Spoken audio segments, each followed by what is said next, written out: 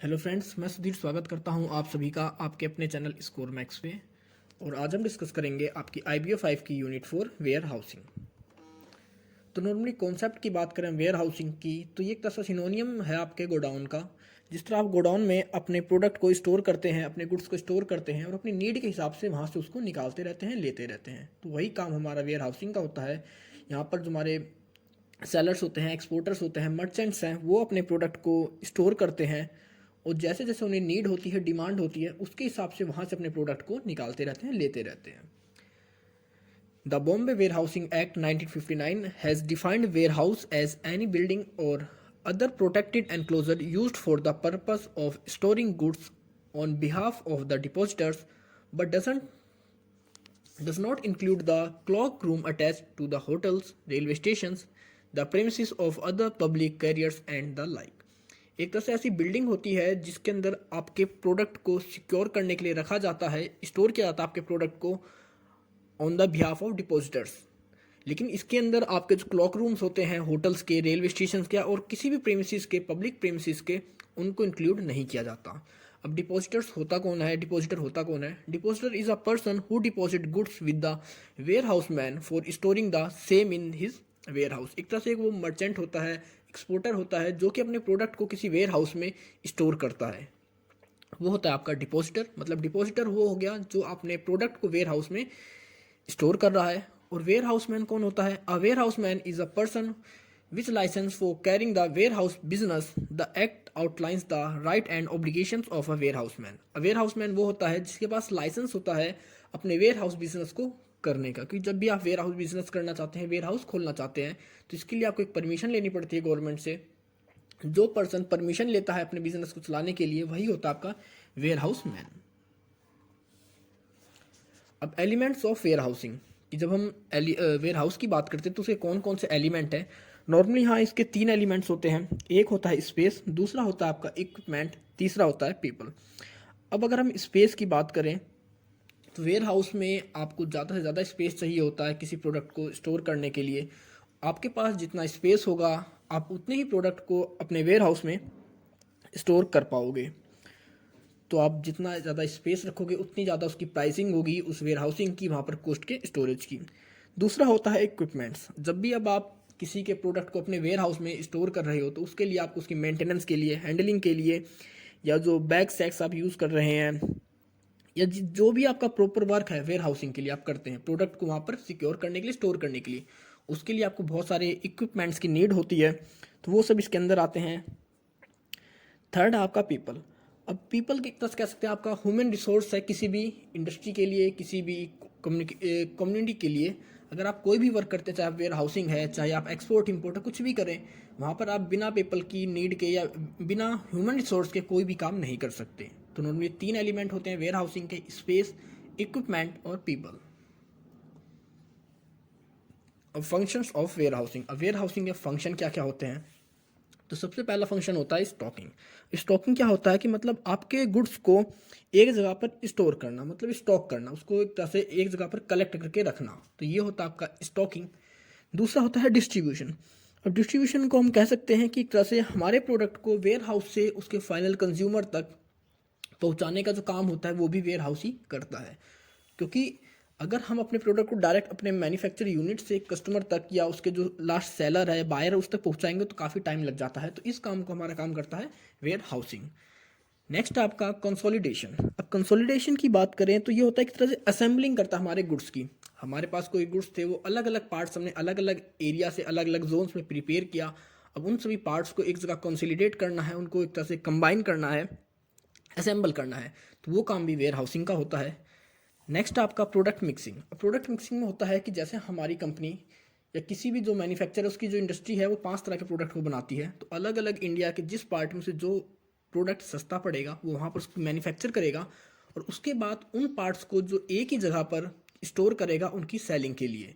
तो product mixing यही होता है कि आप अलग अलग पार्ट में अपने प्रोडक्ट का प्रोडक्शन करते हैं और बाद में उसको वेयर हाउसिंग के थ्रू उन सभी को एक जगह कंबाइन कर देते हैं, मिक्स कर देते हैं, जिसके थ्रू आप उस लोकल एरिया की जो नीड होती है, डिमांड होती है, उसको फुलफिल कर सकते हैं। Warehousing as an instrument of economic development. Warehousing किस तरह एक इंस्ट्रूमेंट है इकोनॉमिक डेवलपमेंट का, तो वो देखते हैं। Warehousing adds time and place value to goods.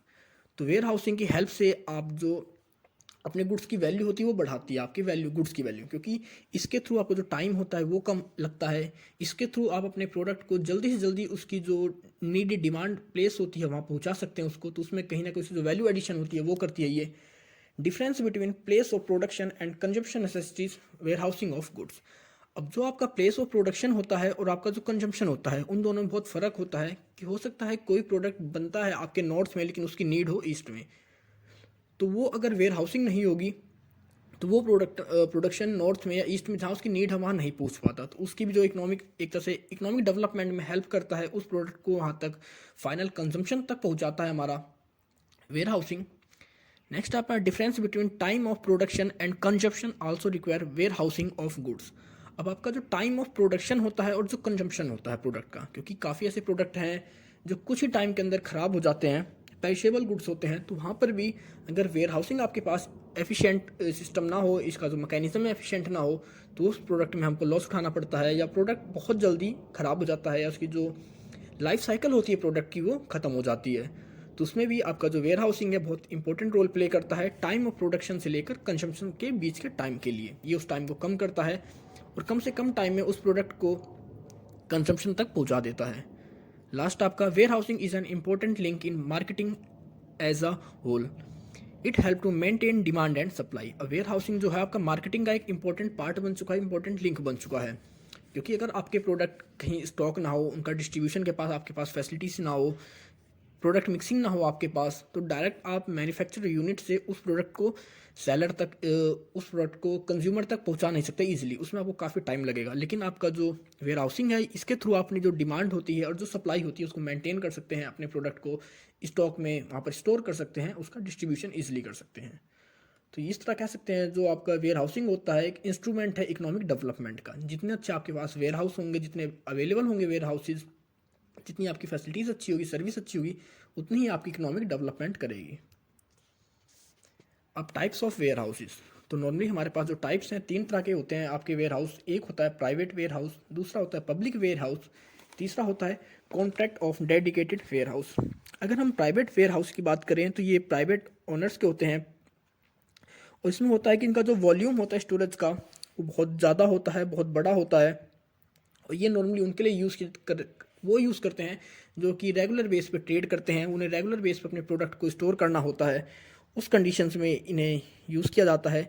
इनके अंदर जो स्किल्ड मैन पावर होती है और मैनेजमेंट होता है उसकी नीड होती है, क्योंकि जब भी आप कोई वेयर हाउस ऑपरेट कर रहे हैं तो वहाँ पर आपको स्किल्ड मैन पावर की नीड होगी, आपको अच्छी स्किल्स चाहिए होंगी, मैनेजमेंट चाहिए होगा, जिसके थ्रू आप अपने वेयर हाउस को ऑपरेट कर सकें। लेकिन आपके जो प्राइवेट वेयर हाउस होते हैं इसके अंदर आपकी जो लेबर डिस्ट्रप्शन होती है कि लेबर आपकी छोड़ के चली जाए या लेबर स्ट्राइक कर दे, उसका बहुत ज़्यादा कह सकते हैं रिस्क होता है आपके प्राइवेट वेयर हाउस के अंदर। अब जो आपके पब्लिक वेयर हाउस होते हैं ये गवर्नमेंट के होते हैं या गवर्नमेंट से ऑथराइज होते हैं, जो कि लाइसेंस लेते हैं गवर्नमेंट से इस वेयर हाउस बिजनेस को करने के लिए। एक तरह से ये केयर टेकर होते हैं हमारे मर्चेंट्स के, या जो एक्सपोर्टर्स होंगे उनके प्रोडक्ट की केयर टेक करते हैं, उनके प्रोडक्ट्स का ध्यान रखते हैं कि उनकी जो वेस्टेज होती है हैंडलिंग से रिलेटेड वो ना हो, कम से कम हो, और उनका एक जो पब्लिक वेयर हाउस है इनकी जो चार्ज होती है, जो इनकी जो कॉस्टिंग होती है वो फिक्स होती है, पहले से डिफाइन होती है कि कितने गुड्स के ऊपर उन्हें कितनी कॉस्टिंग देनी पड़ेगी। और जब भी कोई डिपॉजिटर अपने गुड्स को यहाँ डिपॉजिट करता है तो ये वेयर हाउस उसे एक रिसिप्ट देते हैं, और जिसके थ्रू वो उस रिसिप्ट का यूज़ कर सकता है बैंक से एडवांस लेने में, बैंक से लोन लेने में। उस रिसिप्ट को हम क्या कहते हैं? Warehouse receipt. Warehouse receipt किस में मिलती है आपको? पब्लिक वेयर हाउस के अंदर। एक तरह से एविडेंस होता है कि हमारे एक्सपोर्टर का या हमारे मर्चेंट का जो प्रोडक्ट था वो वेयर हाउस के अंदर अब पहुंच चुका है। इसके बिहाफ पर जो एक्सपोर्टर्स होते हैं, जो मर्चेंट्स होते हैं, बैंक से एडवांस लोन्स भी ले सकते हैं, अपनी क्रेडिट लिमिट को भी बढ़ा लेते हैं। थर्ड आपका contract of dedicated warehouse. एक तरह से कह सकते हैं ये आपका प्राइवेट वेयर हाउस और पब्लिक वेयर हाउस इन दोनों का कॉम्बिनेशन होता है। इसके अंदर दोनों के ही फीचर्स होते हैं।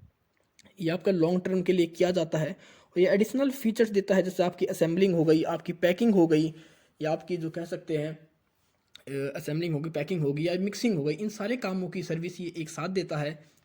तो ये एक तरह से लीज पर लिए जाते हैं। कॉन्ट्रैक्ट होता है इनका 5 साल 10 साल या जो भी आप लेना चाहें उसके हिसाब से इनको चलाया जाता है। ये होते हैं एक प्राइवेट वेयर हाउस, दूसरा पब्लिक वेयर हाउस, तीसरा contract of dedicated warehouse. अब advantages of public warehouse की, पब्लिक वेयर हाउस अगर यूज़ करते हैं उसकी क्या एडवांटेज है। तो सबसे पहले used for storage at decide location at known cost as when required. अब जो पब्लिक वेयर हाउस है मैक्सिमम हर जगह अवेलेबल हैं, जहां हम चाहते हैं अपने प्रोडक्ट को स्टोर करना, इनकी जो कॉस्ट है वो हमें पता होती है और जब चाहें अपने प्रोडक्ट को इनके अंदर हम स्टोर कर सकते हैं ईजिली। अब इनका जो इन्वेंट्री मैनेजमेंट होता है वो अब हमारा डिपॉजिटर नहीं करता, उस मैनेजमेंट को कंप्लीट कौन करता है, वेयर हाउस मैन। तो इसमें हमारा जो इन्वेंट्री मैनेजमेंट का कॉन्सेप्ट होता है या इन्वेंट्री मैनेजमेंट की जो कॉस्ट होती है डिपॉजिटर्स की वो बच जाती है। Help delivery of goods to depositor nominee, ये हेल्प करते हैं हमारा जो डिपॉजिटर का नॉमिनी है, मतलब वो प्रोडक्ट किसके लिए वहाँ पर स्टोर किया गया है उस तक उस प्रोडक्ट को डिलीवर करने में हेल्प करते हैं। Obtain advances from bank against pledge of warehouse receipt, यहाँ से हम जो रिसिप्ट मिलती है हमें वेयर हाउस रिसिप्ट, उससे बिहाफ पर हम बैंक से लोन ले सकते हैं, एडवांसेस ले सकते हैं। नेक्स्ट ये हमारी हेल्प करते हैं प्रोडक्ट मार्केटिंग में, क्योंकि इनके पास बहुत ज़्यादा कॉन्टैक्ट होते हैं मार्केट के हर अलग अलग कमोडिटीज से रिलेटेड, तो वहाँ पर जो उसकी सेल्स होती है उस प्रोडक्ट की उसमें भी वो हेल्प करते हैं। नेक्स्ट है used for standardized grading and packing of products and material, ये हमारी मदद करते हैं प्रोडक्ट की ग्रेडिंग और उसकी प्रोडक्ट की पैकिंग करने के लिए। ये हमारे साथ ही साथ जो प्राइस कंट्रोल होता है हमारे प्रोडक्ट का उसमें भी हेल्प करते हैं, जितनी हमारी नीड होती है उसी के हिसाब से प्रोडक्ट को बाहर लेके आते हैं, और अगर ज़्यादा डिमांड बढ़ जाती है तो हमारे एक साथ हमारे जो बल्क प्रोडक्ट होते हैं उनको हमें रिलीज़ कर देते हैं हमारे लिए। नेक्स्ट आपका warehousing holds can be issued at nominal cost making is advantages for the depositors. अब इसके अंदर हम अपने प्रोडक्ट की तरफ से हम सिक्योर्ड हो जाते हैं अपने प्रोडक्ट के लिए, उसके जो रिस्क के लिए सिर्फ एक नॉमिनल फीस देकर, क्योंकि अगर हम कहीं और अपने प्रोडक्ट को सेव करते हैं, सिक्योर करते हैं या कह सकते हैं उसे स्टोर करते हैं, तो हमारे पास एक रिस्क होता है अगर हमारा प्रोडक्ट डैमेज हो गया या लॉस हो गया हमें उस प्रोडक्ट का तो क्या होगा। लेकिन यहाँ पर हम उन सभी चीज़ों से सिक्योर हो जाते हैं एक नॉमिनल कॉस्ट देकर। इनका जो मैनेजमेंट होता है उसके लिए जो एम्प्लॉय होते हैं वो ट्रेंड पर्सनल्स होते हैं, वो इनके सारे वर्क्स को बहुत अच्छे से कर सकते हैं, साइंटिफिकली कर सकते हैं। Goods can be transfer to nominee of depositors directly from public warehouse. अब इसमें जो गुड्स होते हैं वो ट्रांसफ़र हो जाते हैं नॉमिनी को डायरेक्टली आपके वेयर हाउस से। तो ये थे आपके advantages of public warehouse. अब कोस्ट स्ट्रक्चर की, क्या कोस्ट स्ट्रक्चर होती है इन वेयर हाउसिंग की, इसमें कौन कौन सी चीज़ इंक्लूड होती है। तो सबसे पहला वेयर हाउस ऑपरेटिंग कॉस्ट, क्योंकि वेयर हाउस अगर चल रहा है तो उसकी जो ऑपरेटिंग कॉस्ट होगी, मतलब वहाँ का जो टोटल एक्सपेंस होता है, जैसे वहाँ का रेंट हो गया, वहाँ का गेट कीपर हो गया, या वहाँ की जो इलेक्ट्रिसिटी हो गई, उन सब की कॉस्ट होगी उसके अंदर। उसके बाद वेयर हाउस इन्वेंट्री कॉस्ट, अब इन्वेंट्री कॉस्ट के अंदर आपकी जो इन्वेंट्री आप वहाँ सिक्योर कर रहे हैं उसकी कॉस्ट हो जाती है। नेक्स्ट आपकी ट्रांसपोर्ट कॉस्ट, ट्रांसपोर्ट कॉस्ट में आप अपने प्रोडक्ट को वेयर हाउस तक लेके जाओगे या वेयर हाउस आपके प्रोडक्ट को आपके नॉमिनी तक पहुंचाएगा तो उसकी कॉस्ट। फिर आपकी हैंडलिंग कॉस्ट कि किस तरह आपके प्रोडक्ट को ट्रांसपोर्ट के बाद वेयर हाउस के अंदर स्टोर किया जाएगा, फिर स्टोरेज से उस प्रोडक्ट को किस तरह बाहर निकाला जाएगा, उसमें जो उनकी हैंडलिंग कॉस्ट होती है वो इंक्लूड होती है। तो ये होता है इनका कॉस्ट स्ट्रक्चर। अब important aspects of warehousing cost are as follows. अब कुछ इंपॉर्टेंट एस्पेक्ट्स देख लेते हैं वेयर हाउसिंग कॉस्ट के। तो सबसे पहला है warehousing cost constitute major percentage of total logistic cost.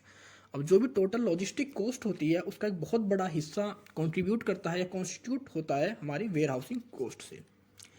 Next है it comprise of both fixed and variable cost of which fixed cost account for major cost. अब इसके अंदर आपकी जो दोनों ही कॉस्ट इंक्लूड होती है, चाहे वो फिक्स हो या फिर आपकी वेरिएबल, उन दोनों कॉस्ट को इंक्लूड किया जाता है। और इसमें जो आपकी जो मेजर कॉस्ट होती है वो आपकी फिक्स कॉस्ट होती है। नेक्स्ट आपका in warehousing the ratio of fixed assets relatively high.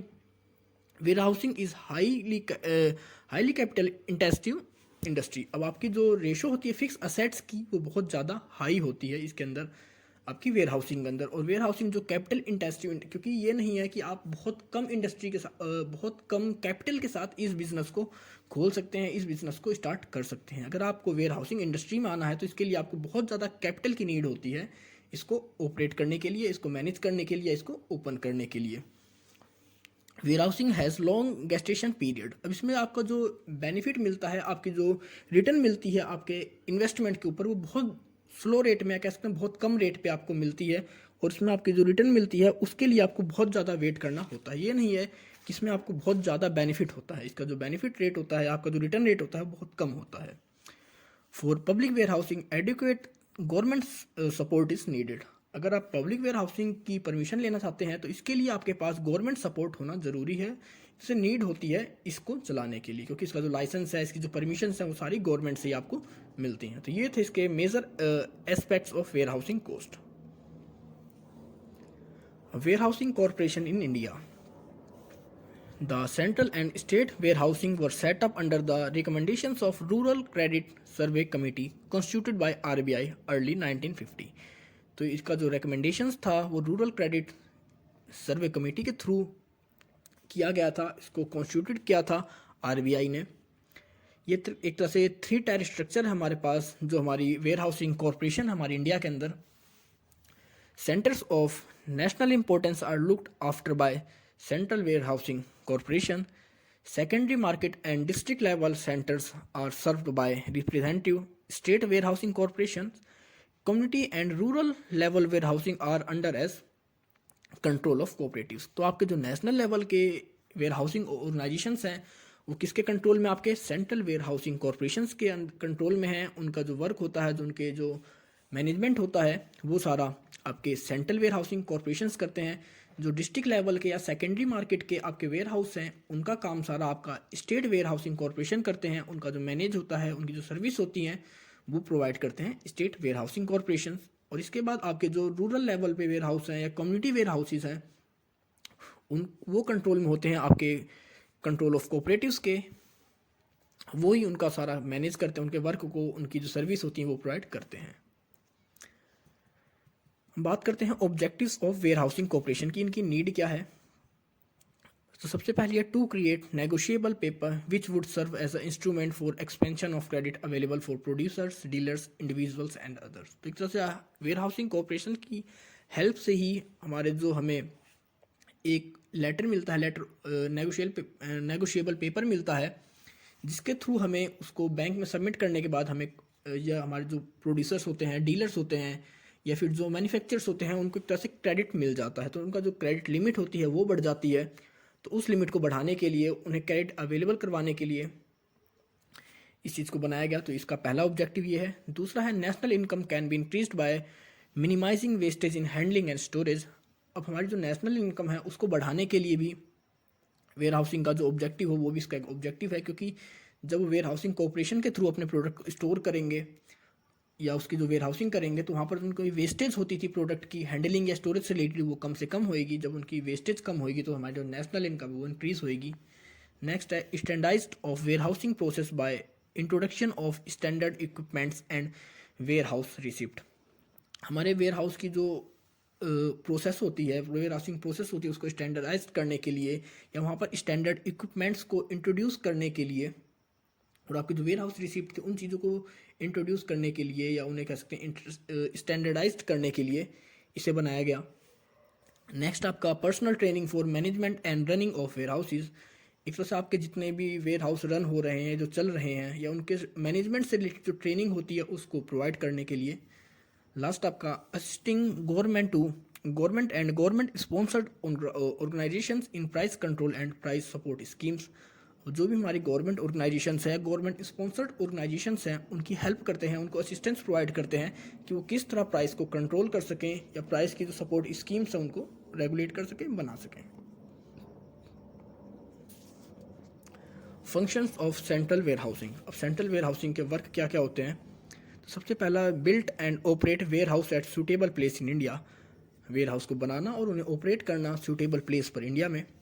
Next आपका create and run warehousing facilities for storage of agriculture production, implementations, fertilization, seeds etcetera. दूसरा होता है क्रिएट एंड, मतलब आपका कोई एग्रीकल्चर प्रोडक्शन है, implements हैं, fertilisers हैं, सीड्स हैं, तो उन चीज़ों की वेयर हाउसिंग के लिए, स्टोरेज के लिए आपको फैसिलिटीज़ प्रोवाइड करना। नेक्स्ट है in case agriculture produce and notified commodities the ware house cooperations can take up disinfection services. अब जब आप अपने एग्रीकल्चर प्रोडक्ट्स को सिक्योर करते हैं, स्टोरेज करते हैं, तो वहाँ पर उसके जो डिसइंफेक्शन सर्विसेज होती हैं उनको प्रोवाइड करना, जिसके थ्रू वो प्रोडक्ट लंबे टाइम तक ठीक रह सके। नेक्स्ट आपका facilitate movement of agriculture products and notified commodity to and from warehouse to their place of consumption. अब इसके अंदर वेयर हाउस से जो आपके एग्रीकल्चर प्रोडक्ट हैं, एग्रीकल्चर प्रोड्यूस हैं, उनको वेयर हाउस से लेकर कंजम्पशन तक पहुंचाने का काम ये करते हैं। Act as a government agent for purchase, sale, storage and distribution of agriculture produce and notified commodities. एक तरह से ये एजेंट का काम भी करते हैं गवर्नमेंट के, जो कि कमोडिटीज़ को खरीदते हैं, परचेज करते हैं, सेल करते हैं, उनको स्टोरेज करते हैं या उनका डिस्ट्रीब्यूशन का भी काम करते हैं। नेक्स्ट आपका subscribe to share capital of state warehousing corporation. आपकी जो सब्सक्राइब करते हैं ये शेयर कैपिटल को, जो कि आपकी स्टेट वेयर हाउसिंग कॉर्पोरेशन की होती है, उसकी जो कैपिटल होती है उसको बढ़ाते हैं। उसके जो मैनेजमेंट में एक्सपेंस होता है उसके जो फाइनेंस चाहिए होता है उसका भी अरेंजमेंट करते हैं। नेक्स्ट है carry operational as specified by government from time to time. अब आपके जो ऑपरेशनल वर्क होते हैं या स्पेसिफाइड वर्क होते हैं जो गवर्नमेंट टाइम टू टाइम पे लेती रहती है, चेंजमेंट करती है, उन चीज़ों को करना, उन वर्क को करना, उन स्पेसिफाइड स्कीम्स के बारे में इन्हें बताना। अब warehousing network in India. अब बात करते हैं कि वेयर हाउसिंग नेटवर्क कैसा है इंडिया के अंदर। तो the central warehousing corporation and its 16 subsidiaries provide public warehousing facilities. अब इंडिया के अंदर अगर हम बात करें तो हमारी जो सेंट्रल वेयर हाउसिंग कॉर्पोरेशन है और इसकी 16 सब्सिडरीज हैं जो कि public warehousing facilities provide करती हैं।